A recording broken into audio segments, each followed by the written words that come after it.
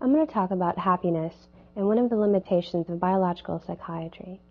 Now, I'm not an expert on happiness, but I think I can point you in the right direction. There are certain things about happiness that we can say for certain. So long has the quest for happiness been pursued that it's one of our inalienable rights in the Declaration of Independence.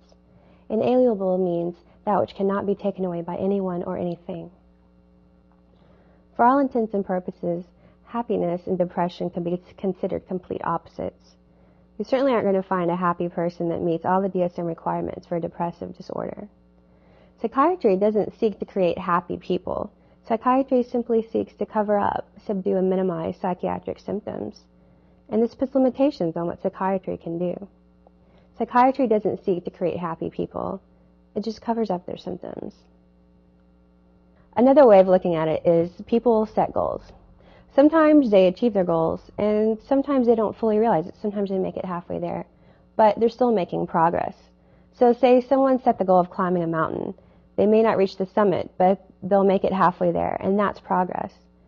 In a lot of ways, psychiatry sells itself short because it's trying to treat symptoms rather than creating happiness. And you may treat a symptom or two, but that's not going to provide you with happiness. Another way of looking at it is in the New Testament book of Luke. It says, "I tell you, keep asking, and it will be given you. Keep seeking, and you will find. Keep knocking, and it will be opened to you. For everyone who asks receives. He who seeks finds. To him who knocks it will be opened." All this to say, a person will not find something without first seeking after it. If you do not seek to be happy, you will not find happiness. So what does this say about psychiatry? If your goal is to mask symptoms, you can't possibly expect to achieve more than masked symptoms. There's more to happiness and well-being than being symptom-free. There are a lot of unhappy people in the world, and they aren't even mentally ill. So psychiatry, with its goal of symptomless yet mentally ill individuals, does not create mentally well individuals. Psychiatry never claimed to cure anyone, and as a result, they don't even try. So controlling symptoms is not about mental wellness, it's about mental illness. So what about happiness? You could arguably say that happiness is a cure for depression. So how does one find happiness? One thing is for certain, if you don't have happiness as a goal, you're not going to find happiness. So first off, you first have to decide that happiness is your goal. Even if you don't reach your goal, if you make it halfway up the mountain, you're still making progress. So if you're unhappy but you make it halfway, you're making a total life change in the right direction. For me personally, in times in my past when I was depressed, I was focused on the negativity of the circumstances of the situation. And what I did was look at my purpose, what I wanted for my life, the goals in my life. And then what I did was work backwards to see what I could do today to work towards those goals, to make those things happen. And I was no longer depressed. I wasn't focused on the problem, but I was focused on working towards a solution, toward my purpose and toward my goals. The next thing that you need to know about happiness is that a person without purpose, a person devoid of any goals, is utterly doomed to depression.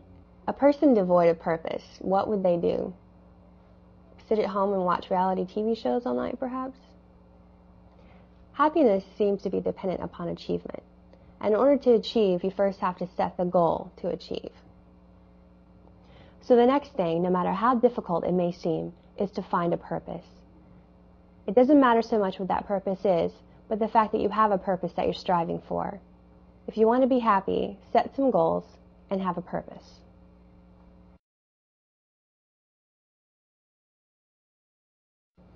I have a really good friend. He is always seeking the next high.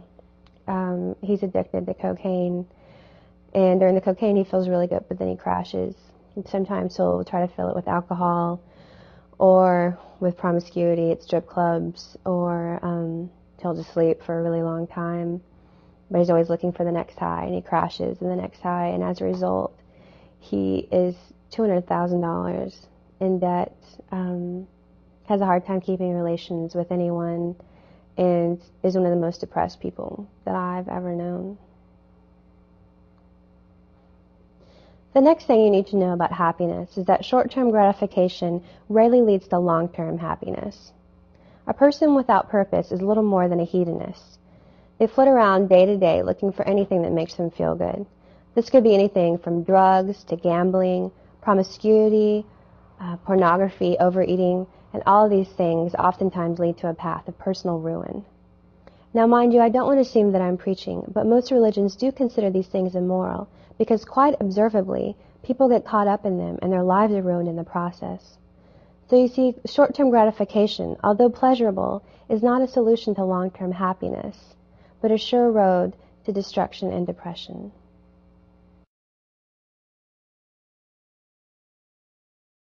Now, the next thing to know is that people cannot be happy unless they find things to be interested in.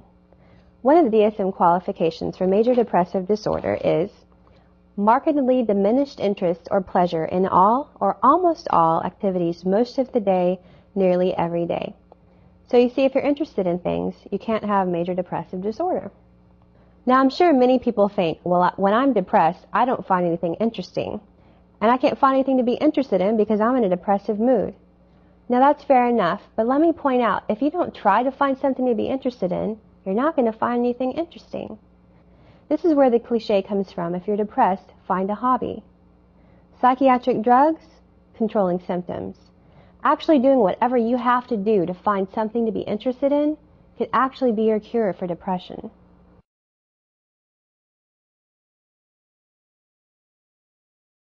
One of the things that I did that was like a volunteer service that made me feel really good was my son's best friend's father had an aneurysm. And so for their entire year of kindergarten, I picked him up and I took him to school every day and brought them home on days when he was in the hospital or he was sick. I helped take care of him, and he lived with us part-time.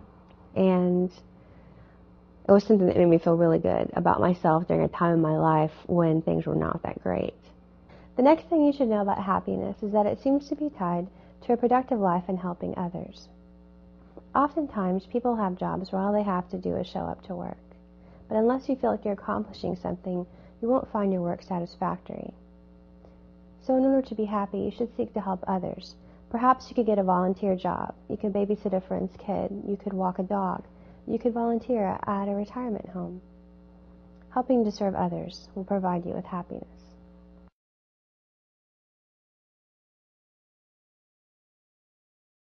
At times when I'm down, a lot of times I'll take out a journal and a pen and I'll start writing out my feelings. Sometimes I'll intentionally rhyme them or not, so they become poetry, they become lyrics. Or I'll sit down at the keyboard and I'll close my eyes and I'll play whatever comes to me, whatever I'm feeling, capturing those emotions. Sometimes it's just music, sometimes I'll put the words and the music together. It's a place to release what I'm feeling, to communicate what I'm feeling, to get across my emotions, whatever they are, and it's very cathartic, it's very healing, and I'm creating a work of art, and it always lifts me out of my depression. Creativity is a place to put all of your energy. It's a place to focus. It's a place to find purpose and to place your goals. And being creative, you're placing your thoughts and your energy into that source of your creativity. It's definitely a great source of happiness and therefore relief from depression. So I just want to reiterate that there's great joy in creativity. Instead of moping around in your sadness, paint a picture, learn to play an instrument, make YouTube videos, write poetry. Creativity is happiness.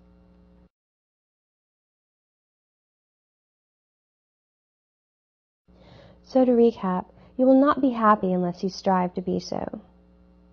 People without goals and purpose are doomed to depression. Short-term gratification rarely leads to long-term happiness. You cannot be interested in something and depressed at the same time. Being productive and helpful increases self-worth and happiness. Attempting to overcome depression by simply attempting to eliminate your symptoms will not make you a mentally well person. If you'd like to achieve more, you must strive for more.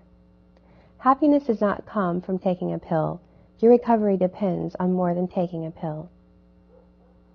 Depression and unhappiness are conditions which can be easily improved. One can come up with over 1 million things that could potentially improve the situation. So pick something and improve it. I hope you find true happiness.